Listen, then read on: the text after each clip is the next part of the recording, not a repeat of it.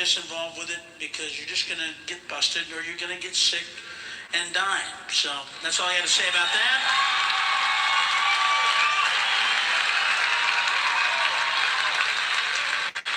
But yeah, I've had those nights where you come in and you piss in your suitcase. Have you ever done that? That's fun. You're out on the road. You partied with the promoters and everybody. You're drunk and shit. You walk in. You lift open your suitcase thinking it's the toilet lid.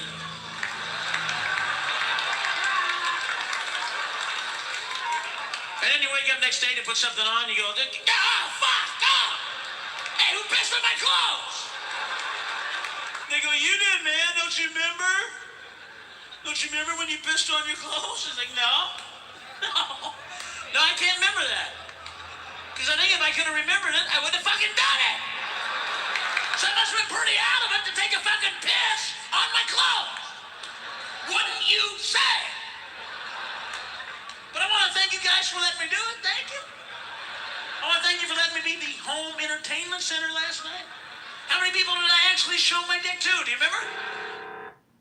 What's your credit card debt balance? If it's $10,000 or more, here are 3 easy solutions you can start implementing today. And if you're thinking of going back to school to get a new job so you can earn more, don't do it. If it's really funny, you can't help it. Laughter cannot be forced. You can't force me. You can't pull that ingredients out of me to make me laugh. The best comedy is when you can relieve pressure that is built up about something that, you know, is sad, and then you turn it around and make it happy. Well, you'll find that laughter is something people need, especially in times of trouble and depression. In times of depressions, financial depressions, or any kind of depressions, comedy is an escape. Comedy relief, you know, that's what it's called. And people need relief in different areas. A lot of people go home and they buy their pint in the liquor store, go home and have a few shots, they're getting their relief. But if you can make someone laugh, you know, you can even, how about girls? Even girls can fall in love with someone if you make them so making you happy and if you're laughing. I think Sam was a cathartic thing. When you saw him, it really it touched on that anger that we all hold, and he gave us an outlet for it. I've never been one to think that comedians act as sort of cathartic conduits for the general populace. I think there's a prime directive, and that's to get laughs. I think you're probably looking way too deep. You laugh because it's funny. I mean, there's no other. It strikes something in you, or you laugh because it's ironic, or you laugh because you relate to it. But ultimately, you laugh because it's funny. I mean, let's be honest. You go out in the street and there are people screaming like Sam, and I'll tell you that. People got obviously Tourette's syndrome, or he's got some other problem. He laughed at him because it was funny. Really, that's the whole. If the man was not funny, we wouldn't be talking about it. Ultimately, it was his ability to go serious, serious, serious, boom, funny. I think Sam made us examine our own honesty. Truth is always funnier than fiction. Always is. And I think Sam hit nerves that we were afraid to laugh at. He was fun to watch. I watched him every night for 13 years. The guy made me laugh every single time. He opened up his weaknesses. There was nothing hidden in him. There was nothing sacred. And in so doing, he made us do that. And we got to laugh at ourselves while we were laughing at him. And I think that's why we laughed and wondered, why are we laughing? Because we was laughing at ourselves. Why people have to laugh? Because it's in them. It's weight. It's there. It's like in your gut, you know. And if somebody touches their gut, you know, I prefer to see people bend over, ache. You know, that means to me I did good. And Sam, you did it like that. You made people ache in their stomach. And fuck them if they can't take a joke. You know, joke them if they can't take a fuck, you know. I like the idea of Sam Kinison as a cult figure in a time of political correctness. The idea is funny. Sam Kinison, one night at the Comedy Store, made myself and a good friend of mine, Jeff Cesario, laugh harder than I've ever laughed on the planet Earth. I can literally isolate it as the hardest I've ever laughed. And so when they asked me to do this, I thought, oh, I don't even know if Sam would dig that sort of bullshit. And then I thought, oh, you got to report that story. I just remember him being off on some profane, perverse, post-sacrilegious diatribe. There was hardly anybody there, and I was in the audience, and I was losing my breath, and I was pounding the table. I looked at Cesario, and it all hit me, the most pure understanding of comedy I've ever had, that it's the very involuntary nature of it that makes it so desirable. Everything else in your life, even indeed dramatic emotion, seems to be premeditated, or there's some DEFCON system that tells you it's about to come. You stage in from 5 to 4 to 3, but you never know where that big walloping motherfucker crease your skull with a pool cue laugh is coming from. As I sat there in that moment, I said, I don't think I'll ever laugh this hard again.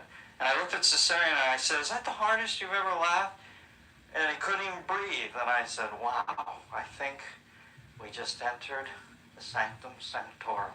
Check this out. This is dark. This is it. He goes, Sam, when did we hit the bottom? This interesting sense of humor of yours. This is it. This is ground level, folks. This is the 7th level of granite rock right here. We fucking touch it. I read the paper. They said that a group of homosexual necrophiliacs have been going around to mortuaries offering them money. Let them come in at night, spend a couple hours undisturbed with the freshest male corpse. I wasn't trying to sell this as a fucking home game, all right? It's a story I read, folks. Jesus Christ, give me a chance to do some journalistic reporting here, will ya? I felt the same way. I read this thing and went, oh, thanks for the visual!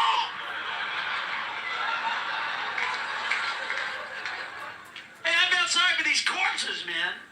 I mean, you think death would be bad enough, wouldn't you? I mean, the one thing that scares the shit out of everybody is death. You don't want to think about it. You don't joke about it. You put it out of your mind. But you figure if you faced it, that's it. What could be worse than fucking death? You figure I got past death. I mean, you hated it, but at least you lived through it. You know, you got by it and all that shit. I felt sorry for these corpses because I know these guys were laying out on slabs. They're going, well, life was tough and that was pretty hard to live up to. And I faced death and I'm glad I went through it. And now I'm ready to spend eternity in heaven, be with Jesus, and rock of ages. Hey, what's that shit?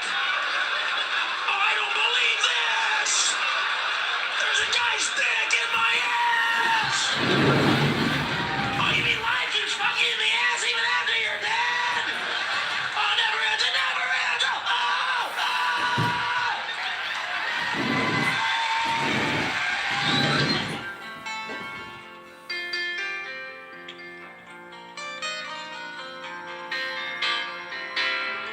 Tragic way, and he's just going over his mind. And I told a young man the other night, he's going through a lot of torment and a lot of oppression because he lost a brother in a tragic way. And he's just going over his mind, and he's just living in such a guilt. And I said, let me tell you something. If this brother could tell you anything, he'd say, enjoy your life, don't worry about me. I'm being taken care of. If there's a burden here, it's for you. This is what the Word said. The Word said, rejoice at it then. Because they're just being swallowed up into the love of God. They've never had it any nicer. There's no reason for sorrow when it comes to death. Because in God there is no death. Jesus said, any man who believes my word, hears my saying, shall not see death. The people of this world scare me a lot more than the one in the next. I think heaven's pretty much taken care of. I hope it is. This is the place where everything can go wrong and screw up. I have a feeling like there's a divine order after this life, and things go a lot smoother. Of course, I could be wrong. I could be on a spigot for eternity going, oh, well, I was wrong. Sam, even to the end of his life, Sam considered himself a believer. He never felt like that he wasn't a believer. He felt like in his sense that he was still a Christian. And he wasn't perfect, but he felt like nobody was, and that he was just, instead of hiding his stuff, he had it out in the open. The night of his wedding, he asked me to come and do his cummerbund, which was quite a job, because he gained a little weight, and he had bought this suit, and he said, come on, stretch this thing back there. I'm working on it. And in the middle of this, he goes, I don't know why I'm supposed to tell you this, but I feel to tell you this. Get things right with God. I said, what? He said, get things right with God. I said, Sam, I've got things right with God. I think if anybody needs to get it right with God, you've got to get it right with God. He goes, oh, okay. And he was on his honeymoon. I didn't hear from him. I was happy for him. He was gone. He was vacationing. He was in Hawaii, his favorite spot. And we had a gig to do in Laughlin on Friday. He was married on Monday, and so on Friday, he had to ride back in town and gave me a call early in the morning. So I'll meet you on the road. And I said, fine. Shot out, met up with his brother Bill. Our last trip, which is actually our first trip to Laughlin, but it was ended up being our last trip. We were driving there, and I was following behind him and Malika in their automobile. So we took off, and I lay down the back seat, and I got into one of those dream states where I guess you just start to really float, and I was feeling good and excited about the evening. And I heard Bill in my dream telling Sam to be careful. And to be careful. Watch this guy. Watch this guy. Young kid had been drinking and in a pickup and was passing as many cars as he could. And then I heard the most horrible collision of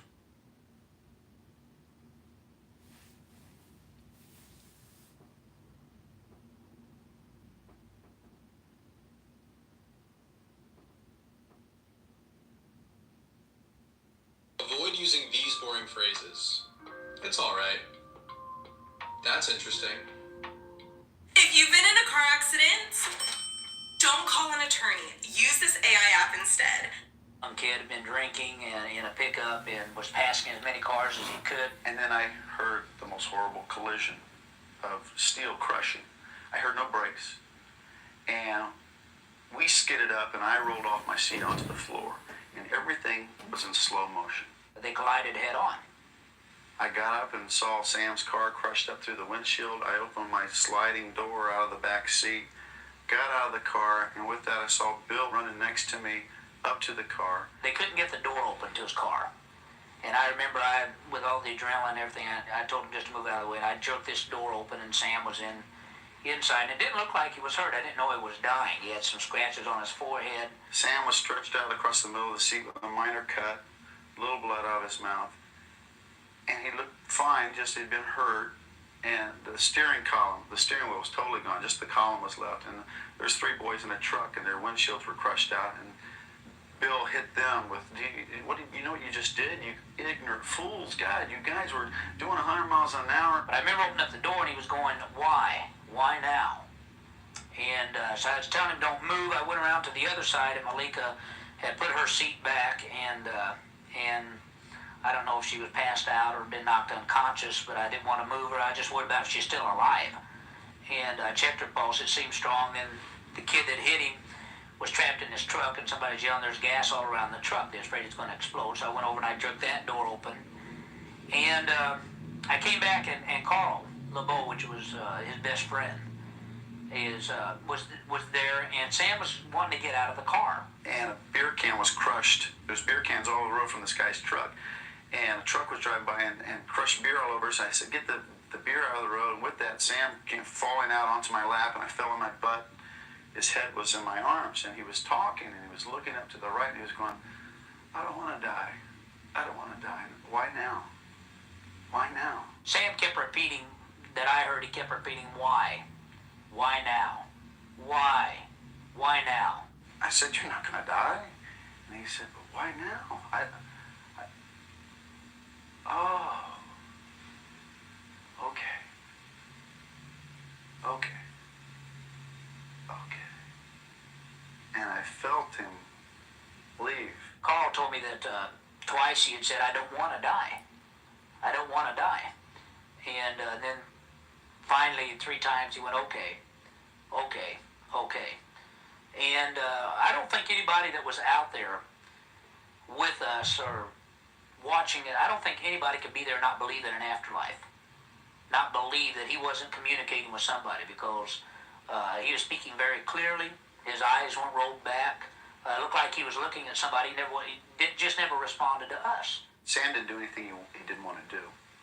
And somebody said the right thing. And Sam heard it, and he left with them. And whenever you get to be, I think, blessed enough to see someone go,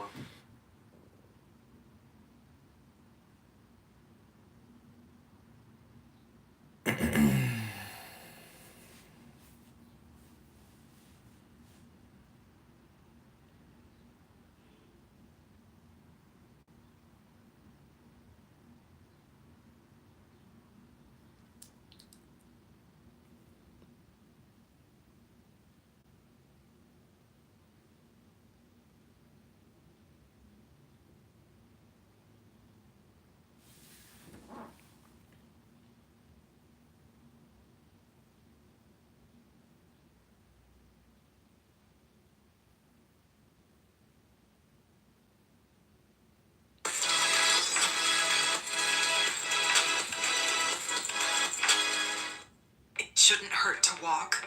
Since 2015, the Joint Relief Institute has been Chicagoland's most trusted see, got out of the car, and with that I saw Bill running next to me up to the car. They couldn't get the door open to his car. Patches on his forehead. I just worried about if she's still alive. I said, "You're not going to die." What do you want to do? He out there helped us handle the death. Is that? And he left with them. It leaves you a peace in your own heart, and you know the guy lived the full gambit of a great life. It helped. It helped me handle, and I think probably everybody out there, it helped us handle the death. Is that maybe this was supposed to happen. He wasn't in pain, and it's like he relented to do that. And Malika ended up with a mild concussion, so she ended up all right. But I remember we went to the hospital, and I'd never had trouble speaking. I'd never stuttered in my life, and I remember having to pick this phone up. And first call my, what was my wife, then call her, and get a bunch of phone numbers, and I couldn't form the words. I was trying to tell her, that Sam's dead. And I remember the next call I had to make was to my mother. And I had told her 4 years before that my youngest brother had just been shot in the head and he had died. And I remember picking up the phone. I'd had a friend go over to the house so she wouldn't be by herself, and I didn't want her to see it on the news. And I remember her answering the phone and very happy.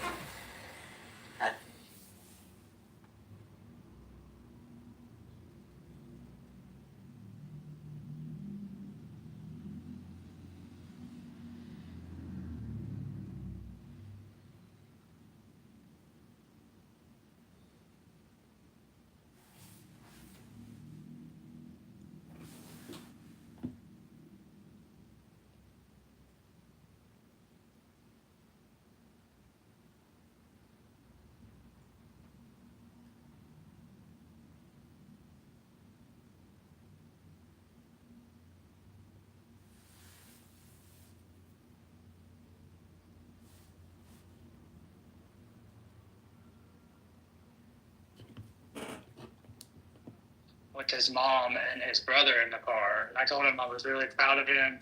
No, it's like the first step is like admitting it. Next step is doing something. Our whole West Coast is a beach. Okay. There's different beach places that you can go to. Yeah. Okay. All right, maybe I'll reconsider that. I don't know much about Amsterdam, but since if you say so. So you said May to what? Between May. And I feel like that's the reason why people have kind of flocked to this song. You know what I mean?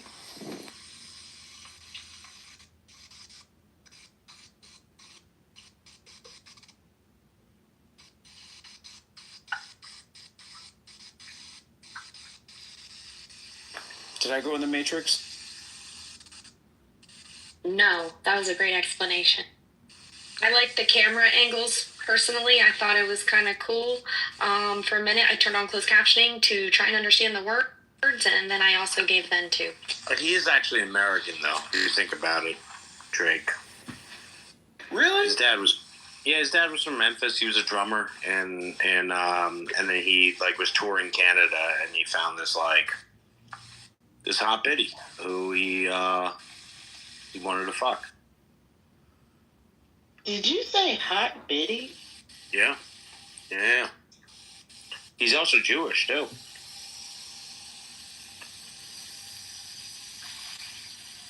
If the rule of thumb applies, his mom was Jewish. Well, he was born in Canada. He was born in Canada, yeah, but he was a dual citizen birthright. Yeah, but we're talking about socialization. Yeah. Right. So he's socialized in Canada. And this is the whole point as far as, you know, the shit that comes out of Canada, the Caribbean, and in Africa, and people who are moving back, regardless of whether they have birthright or not, and inserting themselves into American black. You know that Sam's dead. And I remember the next call I had to make was to my mother. And I had told her 4 years before that my youngest brother had just been shot in the head and he had died. And I remember picking up the phone. I'd had a friend go over to the house so she wouldn't be by herself, and I didn't want her to see it on the news. And I remember her answering the phone and very happy. And I told her, I said, this is going to be the hardest phone call I've ever made to you. And I remember her starting to say, oh no. And I said, yeah, he died in a head-on collision. I loved his life, and I was blessed to be able to live it out with him. As big a loss as it was to me as my brother and to my mother as a son, I think even a bigger loss, if it's possible, is to the world of comedy.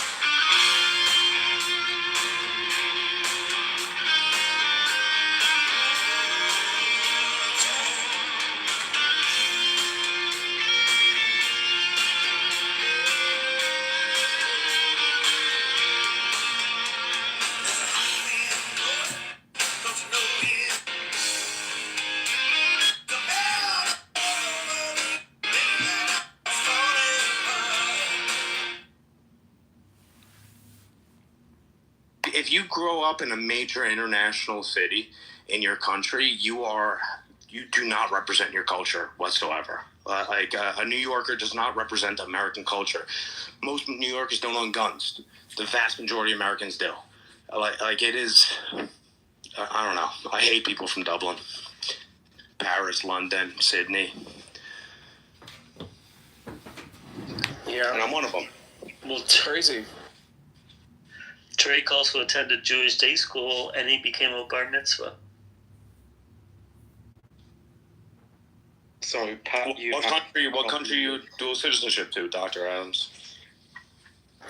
United States and Panama. Oh, dope. You should be fairly rich then. No, I'm definitely not a Kardashian.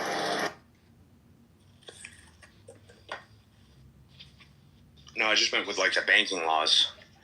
Every single Panamanian that I've met in America, they're pretty well off. It's also cool sounding. I forget what the terminology is, but Panamanian. That sounds cool. Yeah, it's a great country. I recommend everybody go there instead of Mexico. It's much safer. Better food too. I mean, you have pretty much every type of food that you can even imagine. Like it's crazy. Like you like I don't know if anybody's ever had the experience of like seeing a Chinese person actually speak Spanish, and it's crazy, dude. It's so jarring when you see that. It's fucking like Indian people speaking Spanish. Like I mean, it's crazy. ¿Cómo estás?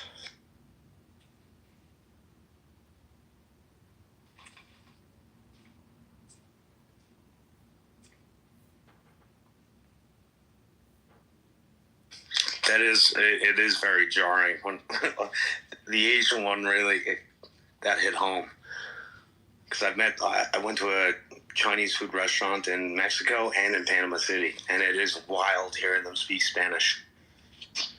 People accuse LA of having the worst drivers. Panama City, the second that light turns green, people are honking. Like, I mean, it's crazy. I think Florida drivers are worse than LA drivers. No. Well, the Florida drivers must be from Panama because, again, they have the absolute worst freaking drivers in Panama City. Statistically speaking, New Jersey drivers, David, are the worst drivers in America. Highest insurance rates. Yeah, my cousin just went down there for Thanksgiving, and he rented a car, and I was like, are you crazy? Like, do you have, like, a death wish? Like, no. Like, it's, like, you definitely don't want to be driving as a tourist in Panama.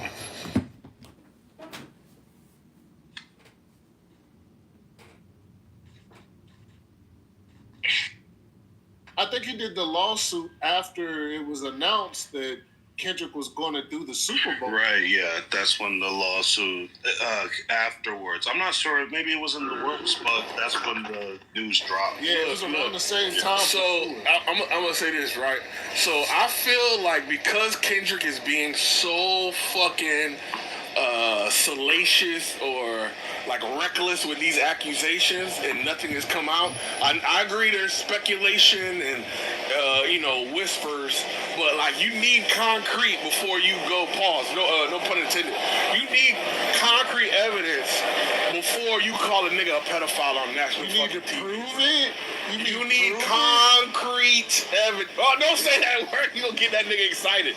You want to say that shit 75 more times. Anyway, so the whole point is, I feel karma's coming Kendrick's way because I feel like this is too strong of an accusation. It's doing too much damage that karma's coming his way, yo. You heard it here first. And guess what? I think it already started with the fact that his performance flopped. Thank you. Have a nice You wasn't digging that performance concrete? Bro, I was waiting for it to get live, and it was kind of just mid. Very, very mid. And I'm thinking to myself, Abiel gave some suggestions, and I'm like, dog, if they did that, that'd have been tight. Hold on. They gotta let me be the stage manager next Super Bowl. What's so crazy is I'm thinking to myself, they rehearsed this, didn't they? Concrete. That's the whole concrete. That's the whole part. Is all of this is being rehearsed way beforehand, days beforehand, weeks beforehand. Somebody already stamped that for that message to go out. You know how we know someone stamped it before it went out? Is the fact that the man had to change up his lyrics so it could be it could be valued on a commercial scale. Yeah, that was always going to happen, though. Mind you, this is a small space. We're talking about a commercial scale in Louisiana. I mean, for real, that's a smaller scale of business, but it still got the same message across. But someone already stamped that. Someone already saw that. People that were in higher place, they were like, yeah, we're going to rock with that. Yeah, we're cool with it. So, I'm just going to say, there wasn't this much energy when Drake was out there dragging the hell out of Meek Mill. No, it wasn't this much energy when Drake was dragging the fuck out of that man. So he kept it all like hip-hop. And this was the Super Bowl. There was no more eyes in the Super Bowl. I don't care if it's the Jesus. Wait. What did he say about Meek Mill? What did he say about Meek Mill? The Super Bowl has more eyes than the World Cup. What did he say to Meek Mill? You tripping for it? He dragged the hell out of Meek Mill. What did he say to Meek Mill? He said, what did he say to Meek Mill? You play second fiddle. Look up the songs, bro. Everybody got the songs, bro. Lord, give me They had to do a whole song together. What did he say to Meek? Okay. What did he say to Meek Mill? I'm gonna finish. Anybody that knows history. I'm actually gonna finish. I'm gonna finish. Why do you want me to? So what he said to Meek Mill was look up yourself, nothing on. It was nothing compared to this, right? He said I'm gonna finish. I'm gonna finish. You gotta calm down, bro. Relax yourself. But yeah, it was nothing on par to call somebody a pedophile. He said he plays second fiddle.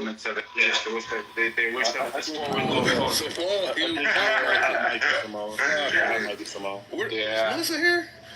Sleep at the wheel again. Think you're hot, Michael Simone. Someone's hot miking. Hey, Nathan Knowledge, check this out. Simone, you got a hot you got a hot mic, bro. So, fourth, Like the viewership. You right. Hold on, Louis, you finished? Hold on, I thought Louis. Nah, you right. To compare this. Yeah, I just posted a link to that as well. I just posted a link. To compare this to. Christ, dog. What the fuck?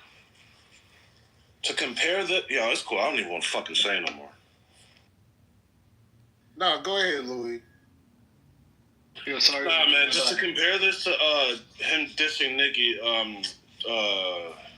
Meek is like, I don't think it's the same thing. Calling someone a pedophile, accusing them of pedophilia versus like saying like your girl is more popping than you and whatever. Like, is that a world tour or your girls tour? Like, nothing was like defamatory. To where it's like you're like it's not. Like the essence of a diss record is going to be defamatory in essence in some way or another, but when you're hurling accusations like pedophilia, like it's just not comparable at all. Look, either way, when we're talking about rap, when we're talking about entertainment, everything is pretty well open and on the books, okay? If we're going to cry about this, we're going to say that it's not a sport anymore. They might as well just go ahead and play flag tag. Hip-hop is not a sport. Rap now. I agree. What you said? What's not a sport?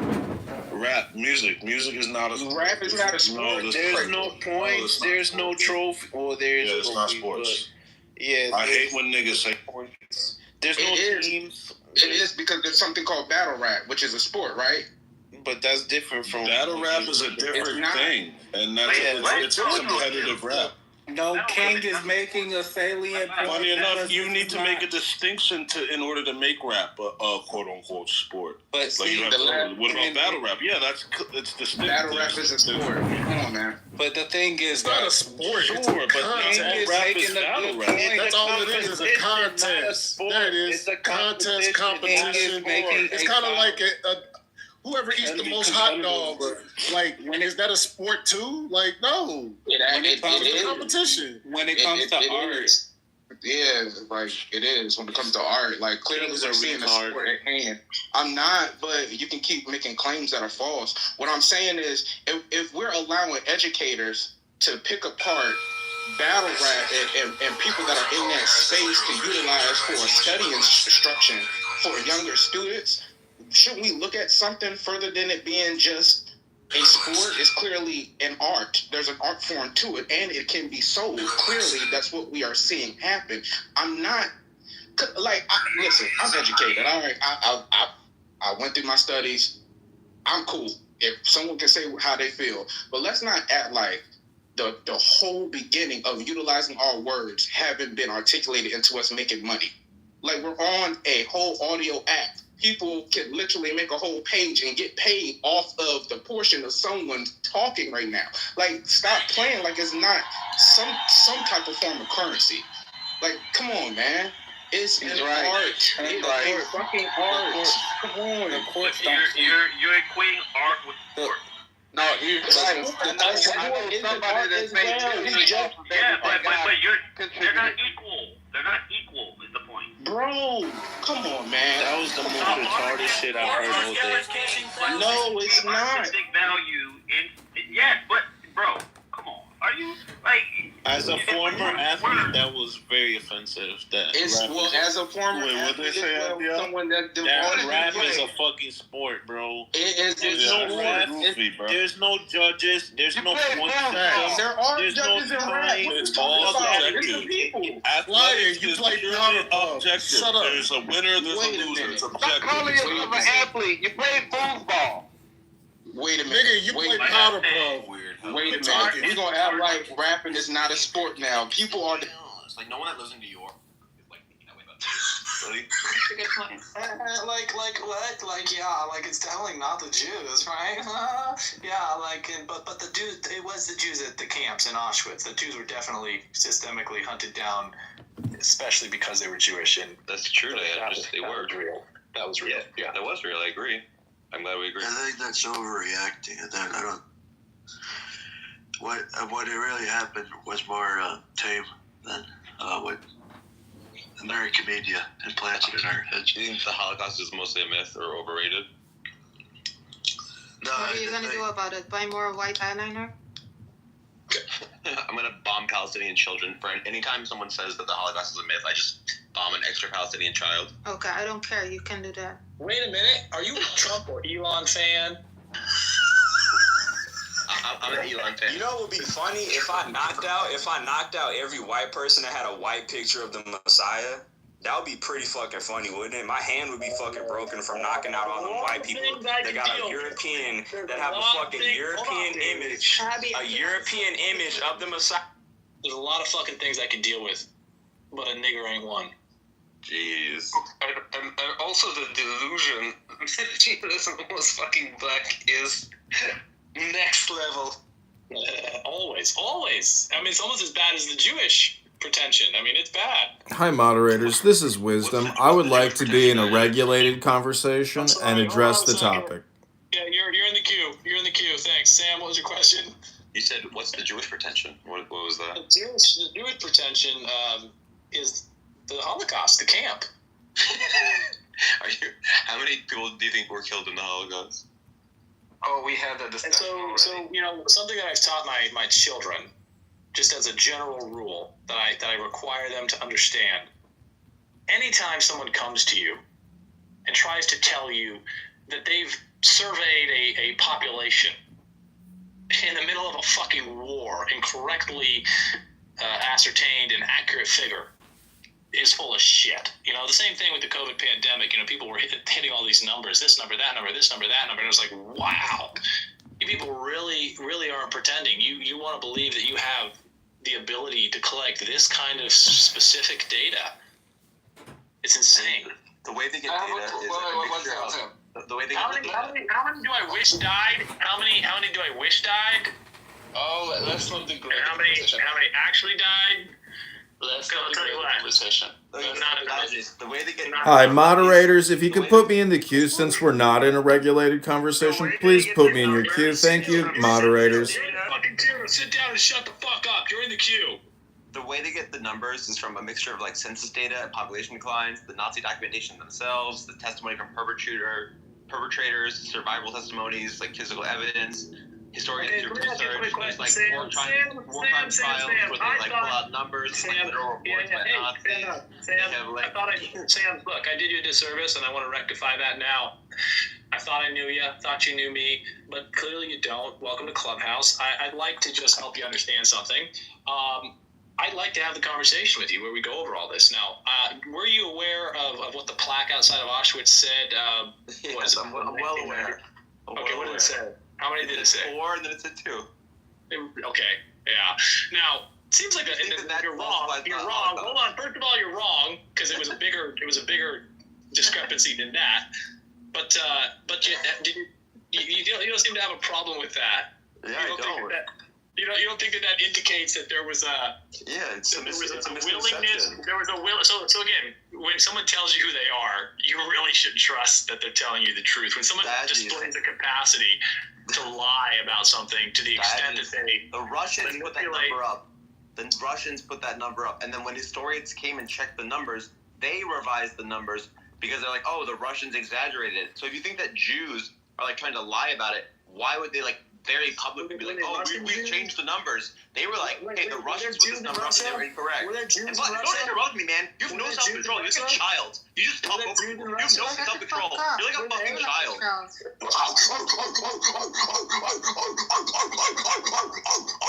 love Israel. I love Israel. I love the Jews. I will never let the Jews be harmed. I will protect the Jews. I will love the Jews. I will protect the Jews. Fuck you, Nazi. Fuck you, Nazi. Antifa. Fuck off. Hello, moderators. This is Wisdom. I'd like to be put in the queue. Do you have a queue? Thank you very little. The conversation I wanted to have by mentioning Jewish summer camp. First of all, it was ruach means spirit. It's a happy word, and I think we should have a happy conversation. Hello, moderators. This is Wisdom. I'd like to be put in your queue to discuss the topic of your room. Please let me know when I am allowed to communicate. Thank you very little. We're gonna go to Wisdom. Wisdom, what you got? So, in terms of having actual conversations instead of having insane mental health breakdowns, I would just like to address the topic of your room. I believe, in the PTR of my profile here, it's a book. It's called The Meditations of Marcus Aurelius. The first chapter is about Plato's Republic. And in Marcus Aurelius' Meditations, he addresses Plato's Republic and how some people may choose the Republic over God. And they themselves that do that have their own problem because the Republic's not perfect. It's never going to be perfect because it's made, man is doing it. And we all know how frail and stupid, obnoxious, and retarded our fellow men and women can be. Humans, people. That's the problem primarily. So Plato's Republic is very fragile because our citizens are very fragile. Now, I guess the second point I want to talk about is Elon Musk and Donald Trump, but primarily Donald Trump because Elon Musk is not the president. Donald Trump is the president. And what Trump says is what he says, meaning that carries more authority than the owner of X and the owner of Tesla, or essentially an employee of those corporations. So, in terms of having faith in who the leader is, I think kind of goes back to simulation theory in a way that if you are a ridiculously stupid low IQ atheist and you don't study God and you don't think that there is essentially truth and justice in the world and that Donald Trump, and this is not Trump worship, this is essentially American patriotism and faith, that Trump is the president because probably because of God. Meaning that it is a very special thing to become the president of the biggest business and the biggest, most powerful, badass military on the fucking planet. And Donald Trump is that man. And the collective liberal left and the rhino right are having meltdowns because they themselves are horrific traitors that have depleted our treasury and purged this country into a cultural chaos. And the fact that you can go into the chillism room and listen to fucking N-word, F-words arguing about Drake and Kendrick Lamar's beef, and the fact that we have a total cultural degradation in this country where white pussy cuck liberal F-words are saying that Kendrick Lamar's Half Day show was for a certain type of people and it's for them. It's a gift for them. I just see, but then I look at Trump and I see him and Ivanka supervising, their kingdom. And I think that they themselves, could possibly be in disbelief of what they're presiding over.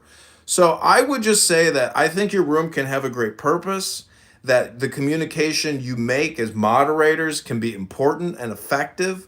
But if you go on and on about J words and Z words and you think that that isn't your inner N word, you need to go look in the mirror and know just how much of an N word you are if you talk about J words and Z words all day long and you have a dandruff problem. You need to go to the fucking gym, take a hot shower, read a book, and stop with your J word, N word, Z word, whatever, because you're a fucking low IQ monkey if that's all you talk about. Read the fucking Constitution on here. Do some type of effective, useful usage of your time and your power of communication. Don't be irascible like an N-word that you are criticizing. You okay, bud? Hey, wisdom. You alright, bud? Wisdom. I didn't know wisdom was so based. You're an N-word. Applause. He's not based. Applause. Start with something. I think that crescendo will be difficult to surpass. Well, so there definitely is an admiration, an affectation, a disposition, a deference, an attitude towards Trump and Elon Musk that approaches worship. I think that's fair to say. Wait, let me just follow up with one more sentiment. That by reading the Constitution, what that does is everything else you hear that people talk about, which is really just politics, outside of the Constitution, they're literally wasting your time with nonsense hypnosis scams. And we have gone so far away from our root Constitution, and the amount of money we're spending on all this exterior communication and action is a scam. It's a fraud. It's anti-American. It's anti-patriotic. We are living with a bunch of people who are communicating outside of a framework, or essentially, it's like project management, meaning that the Constitution is our main framework for all project management, and all the other political conversations outside of it, no matter what it is, if it's outside of that framework, it is a waste of our collective American time, and we can identify it as being a scam and a fraud against we the people of this country, not in a collective socialist way. Pause. Okay, so consistent and uniform enforcement of black letter law is the first and foremost responsibility of every public official in any capacity. So, to the extent that the Constitution of the United States is the foundation for that law, this is absolutely correct to assert that the most pressing issue is to enforce the Constitution. Everything else is built on the Constitution. We should go back to the bedrock, to the foundation. But what we're failing to do is to recognize that the pyramid has been inverted. It's supposed to start with us, and it is supposed to be us, we the people, the individuals acting collectively in our collective communities and our counties and in our states that are essentially supposed to have worked outwards. We should not be looking at the federal government to interpret the Constitution. The Constitution exists to restrict the federal government. So they're not going to police themselves. They're not going to hold themselves accountable. It is ultimately we that have to agree what the limitations on the government are supposed to be. We have a set of limitations that are placed on the government in the Constitution, and we have not held them accountable thereby. Now, we have elected officials. We have delegated the authority and the responsibility to officials in our communities, in our counties, and in our states. And they have not held the federal government accountable. So it is absolutely commensurate with the responsibility to read, understand, and return to the Constitution, to some meaningful accountability and binding of the federal government, that we understand who, what, when, where, why, and how we're hurting ourselves to continue supporting the worship of people like Trump. Trump is not concerned with black letter law. He's not concerned. He now is the manifestation of the federal government, and at the height of its power. He's not going to be the one to hold himself accountable. He's not going to hold the federal government accountable. He's going to work, as all federal agents must, to continue to erode any kind of restriction on the power of the federal government. So, you have the mind of a child, Diogenes. Did I hurt your feelings, Sam? You're an idiot. You sound just like my dad. I'm glad. Like, do you not see how it's inappropriate to cut someone off while they're talking? Do you not see how that's like an inappropriate thing? Boo-hoo, this is his room. I don't. If you were talking to you're calling me, you're saying I have the mind of a child, but it's like, yes, as a parent and an adult, when a child is talking to me and a child clearly doesn't have the plot, or they're just begging for scraps, I'm just going to interrupt them. Yeah, but you have the mind of a child. That's the asymmetry here. I'm not the child here. You are lower IQ than me. That's the difference. I'm sorry, but you are wearing a romper. I'm not wearing a romper right now. What? Sam, you're wearing a romper. What is going on here? Your mother gave it to me. It was a nice gift. This is Sam. Oh, that's cute. Hey, do you like Trump and Elon though? I like Elon. I'm Sam. Kamala, bitch.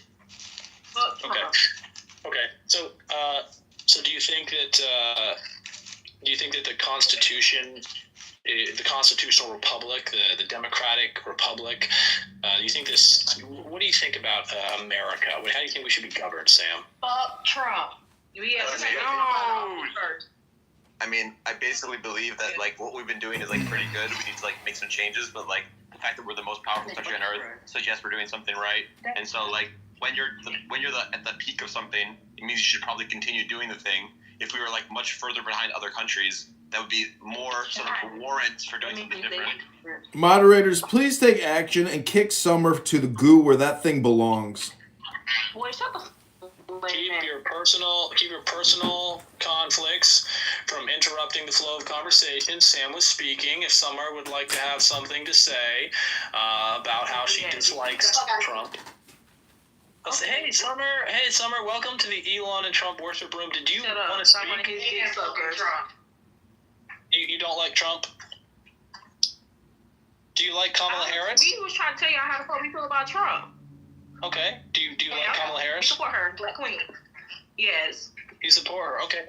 And now, do you think that Kamala Harris would be a better administrator of the Constitution than Donald Trump? Yeah. Tell me one of her policies. Where'd she go? Thank God she left. Not me.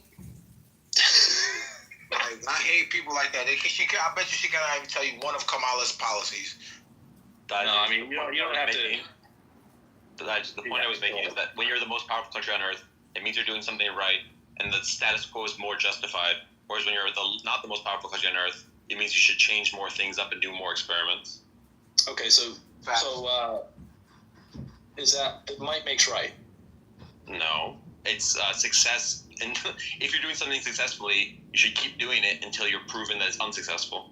Well, you didn't talk. You said powerful. You seem to imply something about our strength, our might. Our GDP, like our cultural influence. Do you think that has been achieved through the rigorous, uniform, and consistent enforcement of the law, or have there been, has there been some slippage? I don't think. So what's more important? What's more important, Sam? Sam, what's more important? The consistent and uniform enforcement of the law, black letter law, as a tool to establish civilizations that generate energy surpluses, or might, power, GDP? What's more important? Wait, I think neither of those things are what explains American success. I agree. I'm just asking you a question. Which one? Between those two, which is more important? I would say might is more important than following the letter of the law. But what explains American might is things like education, our economic system, our cultural culture and innovation. You're being consistent to say that you believe that being mighty and powerful is more important than following the law. Right? Because that is Trump's position. Absolutely. Essentially. That is the position of the current iteration of the so-called conservative movement. That really the most important thing is that we're strong and we're going to continue to be strong. And really the law, if it doesn't allow us to be as strong as we need to be, is a perturbance. It's an obstacle to be overcome. Every country is acting on that since the 20th century, though. You're switching between a normative and descriptive account of power. I was saying listen, I am trying to explain American success, and you asked me what explained the success. That's a descriptive claim. I'm not asking you. I never asked you, my friend. I never asked you, my friend. I never asked you, my friend. I never asked you to tell me why America was successful. Bad norms. Never asked you to tell me why the United States of America is successful. But might gets us in a lot of places. Okay, think about it. Think about our might, though. We're the reason why Japan. If it wasn't for our might with Commodore Perry bullying Japan, we are responsible for Japan's success today. If you want to be honest about it, that's one goal. That's one explanation. Hold on. That's also let's not muddy the waters here. Sam is helping me make the point that I want to make through the Elon and Trump worship conversation, which is you really need to make a foundational philosophical choice before you set out on the road to worship one of these individuals, and it's going to lead you to a mutually exclusive place. Can I explain why I like Elon without being interrupted? I have that. No, I'm not. I mean, when I'm done talking, so. What has to be established, this foundational philosophical element, is a conception of what the law is, what the law should be, and why we have the law. And I'm arguing that the law is a conceptual tool that is tremendously valuable, and that it is it's progenerated by religion. That religion is kind of the first conception of the law. You know, and it contains within it an authority. That's a necessary component of the law is an enforcement element. Now, ultimately, there's going to be conflict. You know, we're going to have conflicts, right? And you know, one of the ways you can try to solve the conflict is to say, well, I'm going to be bigger and stronger than everyone else I ever get in a conflict with. And I'm going to work with other people to make sure that we're always bigger and stronger than everyone we get into conflict with. Okay. What happens when you have an internal conflict? How do we adjudicate these things, right? And well, it was established that, you know, essentially in order to get people to act in concert with one another, there has to be a certain understanding. And oftentimes it's useful to have that explicated in the law. We have an arbiter. We have a moderator. We have a tool to establish what is fair. And it requires an agreement that we will agree to be moderated by this arbiter, that we will allow this law to govern us. Now, Sam, you're saying you don't believe that we should enter into any kind of agreement. There should be no overarching structure. There should be no contract. There should be no law that is consistent and uniformly enforced because that's limiting. When did I say that? I didn't say that. Oh. Okay. The reason why I like Elon is because AI risk is a problem and he cares about that. Going to Mars is a good thing. Neuralink is a good thing because it's good for us to like be sort of integrated with our technology. It's good to have electric cars. It's good to have more freedom of speech on Twitter. It's good to like have less funding to the federal, like these like bloated programs. Those are why I like him. Not because of like any ideas about like, actually what I care about is might more than about like rule of law. Like I care about specific like technological things he's doing and certain like legal like maneuvers he's making. But if he violated the law in pursuit of those objectives, you would believe that he was acting correctly and you would continue to support him. It would be a cost-benefit analysis of like how big the law violation was compared to how good the thing was. So is it fair then? Is it fair then to say that you don't believe in the consistent and uniform enforcement of the law, and what you believe in is instead a cost-benefit analysis where sometimes you conclude that the law is better left subverted? Yeah, I do think that. Okay.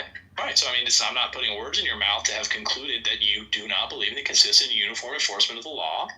Is the law like the most important? You think that there is a higher? You think that there is a high? Well, it's not necessarily me, because I think every single one of us, if given the choice, would want to rule as the God Emperor of their fiefdom. But you know, we live in a zero-sum reality to the extent that I've been able to observe it, and I think most would agree with me. Would you break the law to save like 100,000 people? Like, would you like, I don't know, get a jaywalking ticket to save 100,000 people?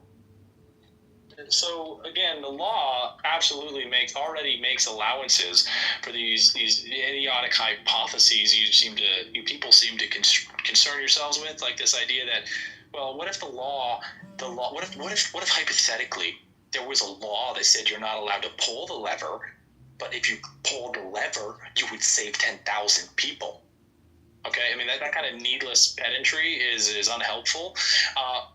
Ultimately, there is already an established doctrine. These laws, Joe, I really don't appreciate you saying that I sound like a Jew, because it was really against my will that I was created in the first place. So if I was a Jew, it wasn't because I wanted to be a Jew, all right? So that's not very nice. Let's think about those things, okay? Let's think about that, all right? Because that's insulting to me. I'm insulted that you would say that I sound like a Jew. All right? Sam sounds like a Jew. Sam sounds like a Jew. Not me. There's more important things in the law.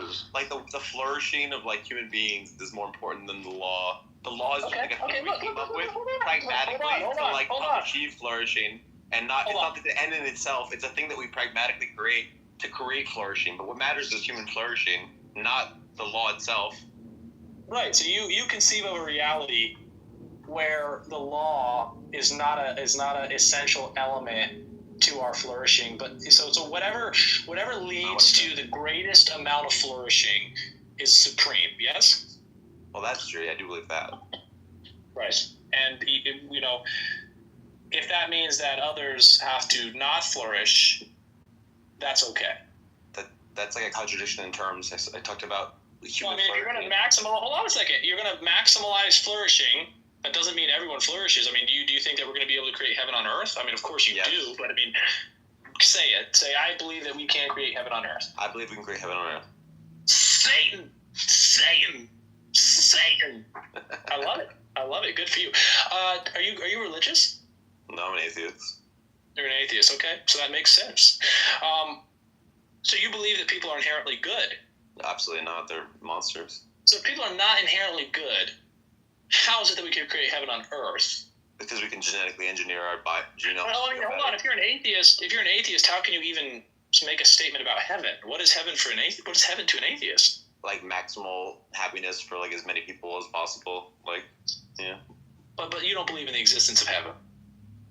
Yeah, I don't believe heaven's a real place, but I think we can create. You're really confusing me now, because first you said you believe we can create heaven on earth, and now you're telling me you don't believe heaven's a real place. You don't understand what metaphors are, Mike? I can't understand if you're engaging in metaphors or if you're just confused as an atheist. I mean, you told me you believe in heaven. I mean, I'm left to imply that a belief in heaven requires a belief in a God. I mean, my goodness, please slow down. So you're an atheist. You don't believe in the existence of heaven, but metaphorically, you can conceive of a place where there's a minimal amount of suffering, but not heaven, because let's be clear, even conceptually, even metaphorically, heaven is a place where there is no suffering, where there is no want, where it is absolutely not a zero-sum environment. That is the conception of a infinity, a utopia, a place where there is no want. I mean, that's one conception of heaven, but I'm saying we could be getting close to that.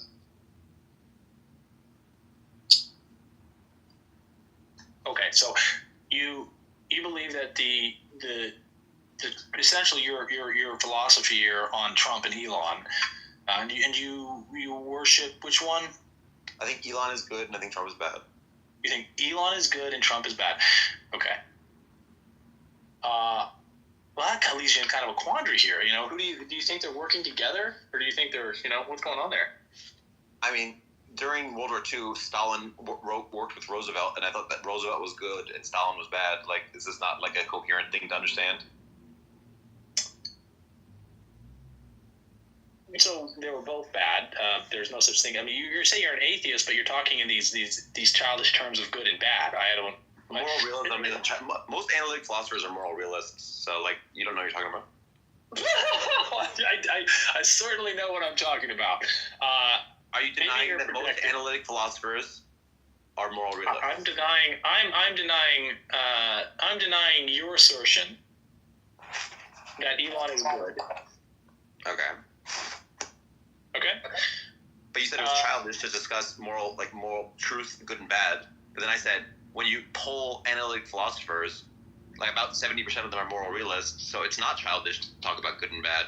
Most of the people that consider these matters most closely do talk in those terms, so it's not childish at all. It's very sensible to talk in those ways. We don't need to get into the weeds here. You don't believe in the consistent and uniform enforcement of the law. I don't think that the law is sacrosanct. I think the law is good. The law is not sacrosanct. Well, I mean, how can anything be sacrosanct? You don't believe in heaven. You don't believe in God.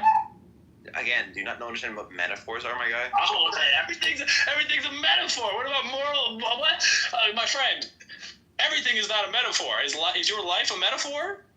No. Is good a metaphor? No. It can be. I mean, this is ridiculous. You sound like an atheist. You sound like a pathetic, lost atheist who can equivocate and argue about everything and know nothing.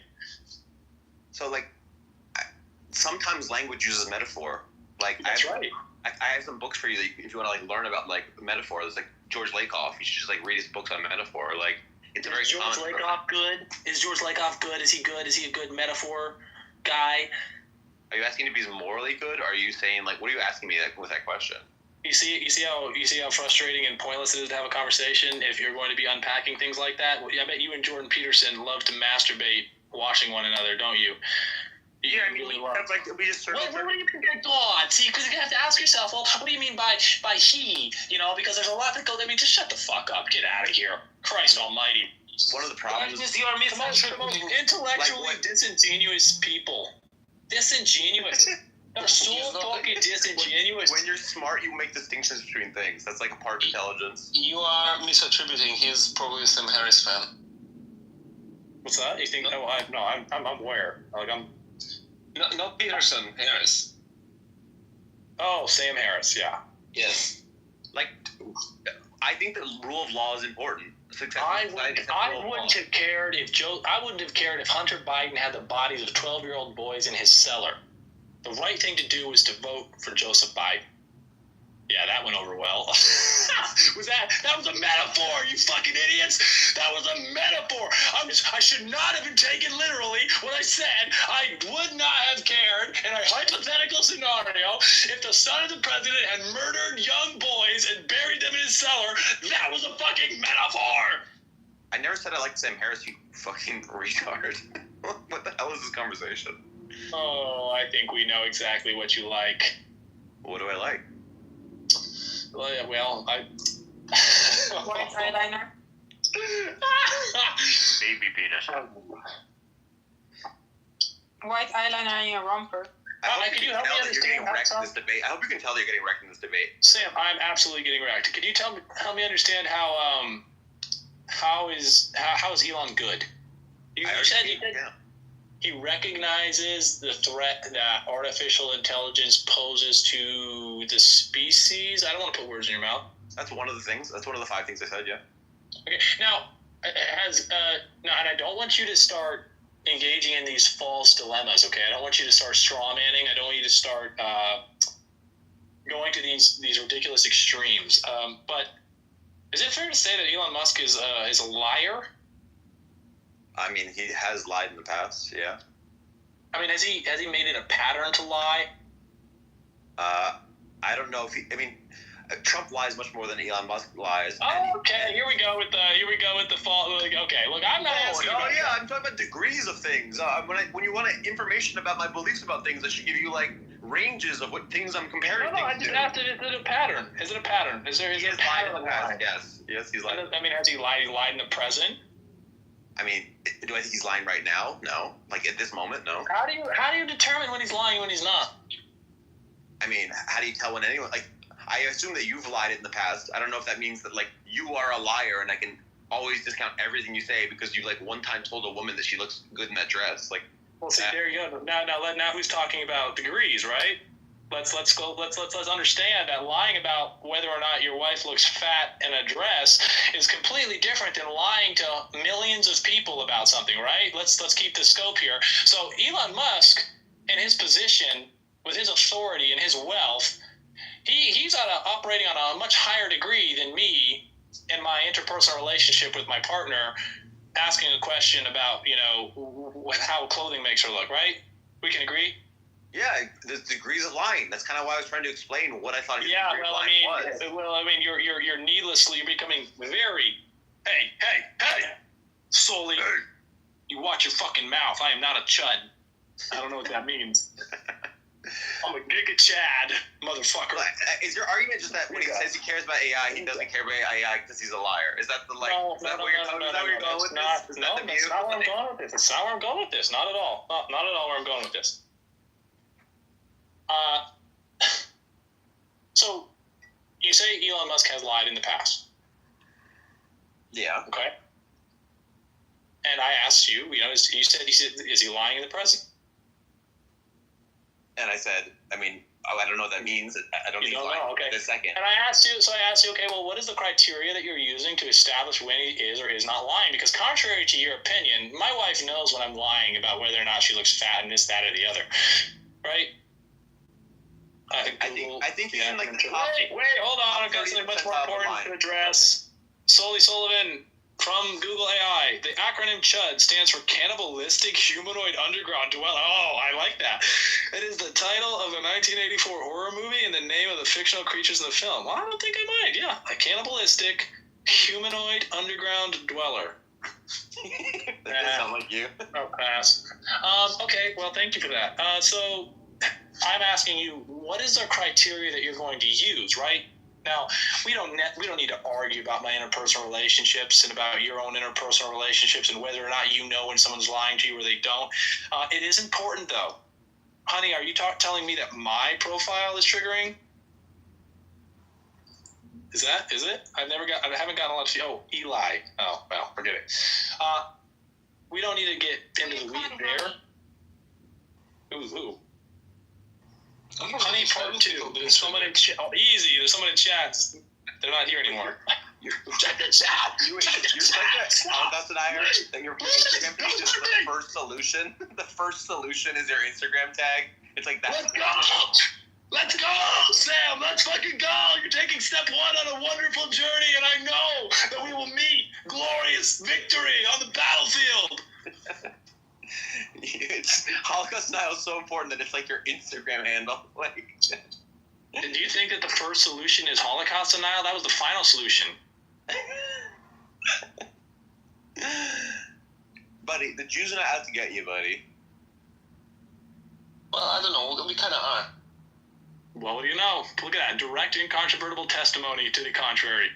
I mean, well, two Jews disagree here, so, you gotta be agnostic at best. Yeah, you're not Jewish. Look, you're not Jewish. You're not Jewish. You're a goy. You're a goy. We Jews disagree a lot. That's a fact. Yeah, there are too many Jews, if that's true. You know, there's not too many Jews, not enough photographs. Not enough. Anyways. So the Holocaust denial doesn't have anything to do with the first solution. I really... Boring conversation about Jews again. I want to switch gears. I have wanted to comment about the supremacy of law versus the supremacy of basically might and outcome. I want to propose that the law is kind of not important when it is applied in a population where there is not agreement on values. Yeah, you don't need an arbiter when you're working together and you have a shared conception of what is good. No, you do need an arbiter. No, you don't need an arbiter. Okay, well, let me argue this. The more consonant your beliefs, your values, the more homogenous the population, the less you need an arbiter and the less you need law, explicit law, hierarchical law. The more you can rely on social mores, customs, and other social tools that are not explicit or hierarchically established. So when I'm in a group of individuals and we're trying to accomplish a task and we all want the task to be accomplished, really interestingly enough, I just watched a very, very touching video of the Volk basically the German militia setting up a defense of Königsberg, and you can see that like there's people of all ranks, who are helping move these guns into their positions to prepare to defend the city, and so they're all sharing. But that's a bad example. But when I'm working to achieve something, I don't need there to be a law that says, hey, you need to make your bed in the morning when you get up, and you need to use the restroom, and you need to brush your teeth before you come to the table to eat breakfast. I don't need to have a law that says that if everyone is interested in the same objective, everyone is getting up, they all have the same attitude. I don't need a hierarchical law to impose that on people. Everybody wants the same thing. I don't need to say everybody. There doesn't need to be a law that says you need to breathe. There isn't a law that says you need to drink water. There doesn't have to be, because if you want, we're talking past each other. We're talking about two different things. We're talking about two different things. My point is not about I agree that if everyone wants the same thing, you don't need law. Obviously. People in their nature wants kind of somewhat different things inside a moral community, right? So in that moral community, you still need law to adjudicate between different interests and conflicts and whatever. My point is though, if you have two moral communities, you cannot unify them with a single set of laws. It's completely pointless.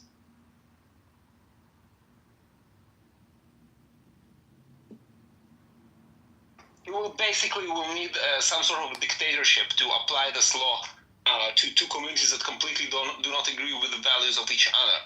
Well, we need to be, that's immaterial without Sam establishing his position on the United States of America, what it is, what it ought to be, where it derives its value, it sounds like Sam is saying,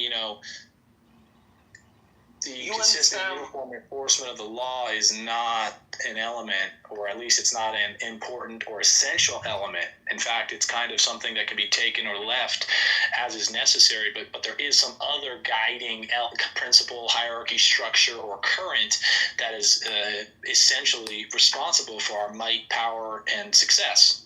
Yes, but again, you and Sam, you do not inhibit the same moral community. So you discussing laws is very much talking past each other. Sam will be able to agree on the importance of the law and what kind of laws. Ellie, the issue with Sam is that he is essentially extremely sensitive about how he is perceived. And yes, and he has many people surrounding him that kind of align with his views and part of his moral community. And with them, he will be able to come to agreement about laws. And you will be able to come to agreement about laws with people in your moral community. And you will see eye to eye. Ellie, talk about talking past me. Like, you think you need to tell me this. You don't need to tell me this. It's very much understood. I completely understand that me and my people who have the same objectives don't need a law to tell us how to act. I'm telling you that. No, you do. The reason I advocate for and insist on as a prerequisite for cooperation, the consistent and uniform enforcement of the law as it is written, is because I have no other grounds to trust that we have shared interests, and I refuse to accept that you will do the right thing, because I know that when push comes to shove, you are a bunch of greedy, selfish, fuckstick, stupid animals who will push an old lady out of the way if you think you're going to be the first one on the elevator. You fucking pigs. I know you. I've seen your hearts. Right? You don't know what it's like to be starving. You don't know what it's like to be completely impoverished, and you think you put on these ideas like, we don't need a consistent uniform enforcement of the law. Yes, I assure you, no civilization has ever existed without the consistent and uniform enforcement of the law.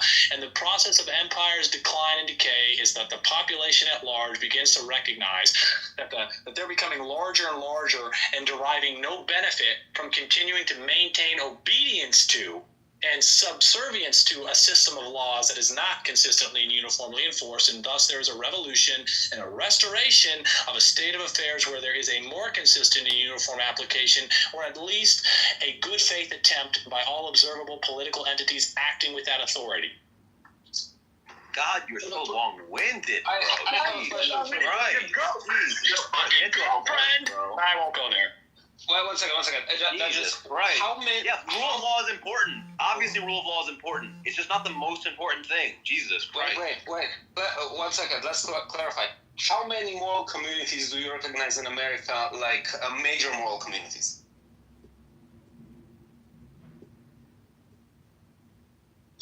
I didn't touch it. I did nothing. You should have. Well, I'm not getting anything. I'm getting nothing. I'm getting nothing. You know what I'm talking about.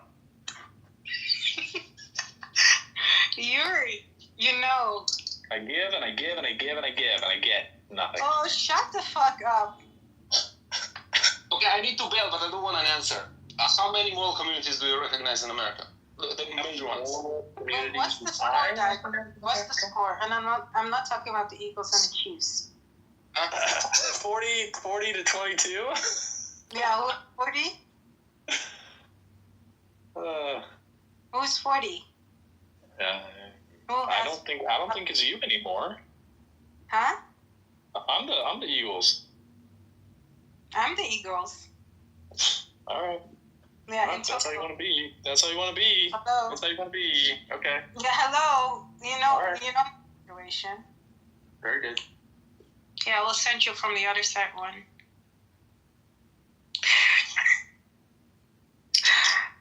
I'm sorry. I was just like, I have to be careful. I know. All right. Well, What? What is Ellie? What did you want an answer to? My question: How many communities do you recognize in the United States? Hold on. You specifically, how many moral communities do you recognize? Can you recognize in the United States? That are like None. What? None. There is no moral community in the United States, and I think the election of Donald Trump and the worship of Trump and Musk, both of them together, any of them separately, and it is evidence that there is no real moral.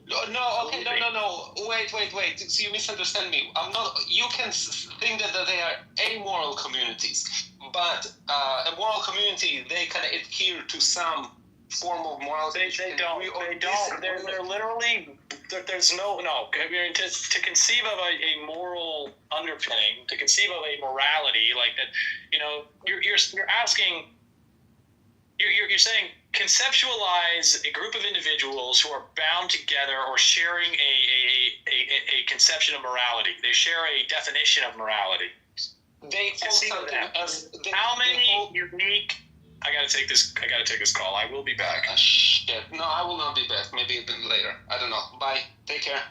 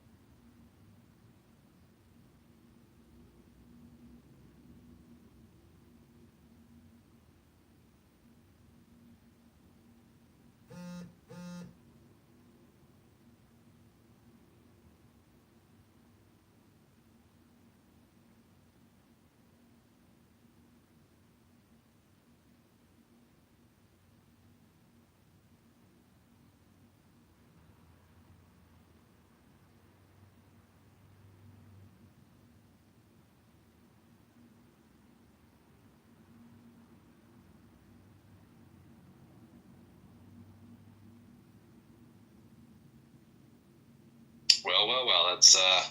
That's the right way. That's how you score. That's how the Eagles need to be playing. I think the Chiefs should do better. They're trying, but they're waiting to see what the Eagles are going to do. I mean, we are in a bad season. It's true. There's definitely some other factors. Yeah, it's like no privacy. My mom just came in my room. Oh shit. Where's the wave function? Does this work? You need help? I'm trying to figure it out. You don't want everything to be recorded for the FBI? Well, maybe Nora and Diego can learn from this. You're right. You know what? Out of pity and sympathy, considering their current plight, let's go ahead and just let it be recorded. No, let's not do it.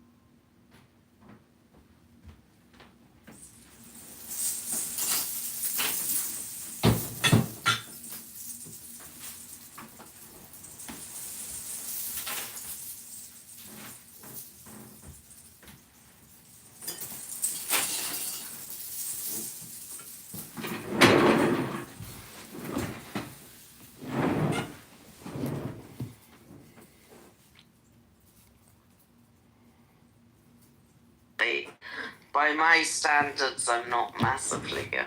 Oh, okay. Why? Do you know me? Do you know me from before?